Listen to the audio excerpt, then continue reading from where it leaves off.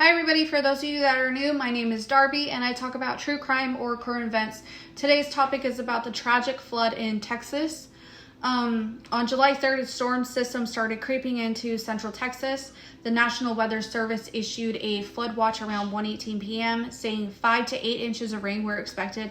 It wasn't great, but it didn't sound catastrophic, at least not yet. But the storm didn't follow the rules. It stalled, strengthened, and unloaded over 18 inches of rain in just hours. The rivers couldn't hold it, the soil couldn't absorb it, and by the early hours of July 4th, towns like Kerrville, Hunt, Ingram, and Bandera were completely overwhelmed. The Guadalupe River rose to over 26 feet, streets turned into rivers, rivers turned into death traps. This is where things get complicated. Some people say there were no alerts. Others, especially those in the area, say they were warned. So what's the truth? At 11:41 p.m. on July 3rd, the first flash flood warnings were issued in nearby counties. Then at 1:14 a.m. on July 4th, a flash flood warning was issued for Kerr County. Phones buzzed, weather apps pushed alerts, and by 4:03 it escalated to flash flood emergency, the highest possible alert. But here's the thing, most people were asleep. Many had their phones on silent, some had no cell service, and worst of all, places like Kerr County don't have an outdoor warning sirens. So the alerts didn't get to those people who needed them the most. And even if they did, how do you evacuate a summer camp in the dark in the middle of a storm with rising water and young girls? One of the hardest hit places was Camp Mystic, a girls' summer camp nestled right by the river. As the river surge panic spread, cabins were filling with water. Young girls asleep in their bunk beds were suddenly fighting for their lives. Witnesses saw 70-year-old Dick Eastland, the camp's director, guiding girls from the Bubble Inn cabin, one of the lowest buildings, as the floodwaters rushed in. He pulled girl after girl from the rising current, moving them to higher ground. He got 7 girls to safety. And then he went back in one last time, and that's when the water swept him away. Dick Eastland died a hero, a name we should all remember.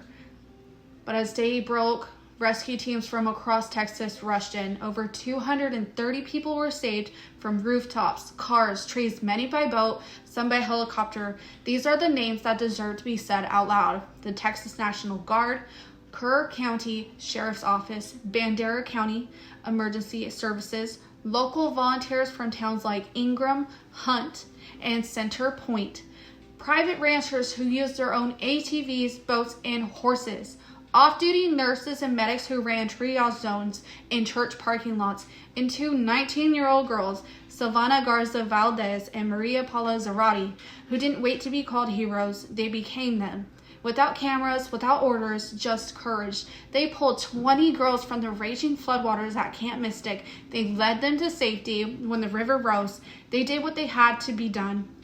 And because of them, those girls went home. Their names deserve to be known. These weren't just first responders, they were neighbors, moms, dads, teens with flat-bottom boats, ordinary people who became lifelines. In total, at least 82 people have died. That includes 28 children from Camp Mystic. Dozens more are missing, hundreds are homeless, and entire communities are wrecked. Among those lost were 2 sisters, 13-year-old Blair and 11-year-old Brooke Harbor. They were found 15 miles downstream in the flood's aftermath, nearly 12 hours after, with their hands still interlocked together. A tragic symbol of the love and closeness that even the storm couldn't break. Their grandparents are still missing. President Trump declared a major federal disaster. FEMA is now on the ground, but the damage is already beyond repair. And for some families, the pain never will be. This wasn't just a natural disaster, it was a breakdown of communication, infrastructure, and emergency preparedness.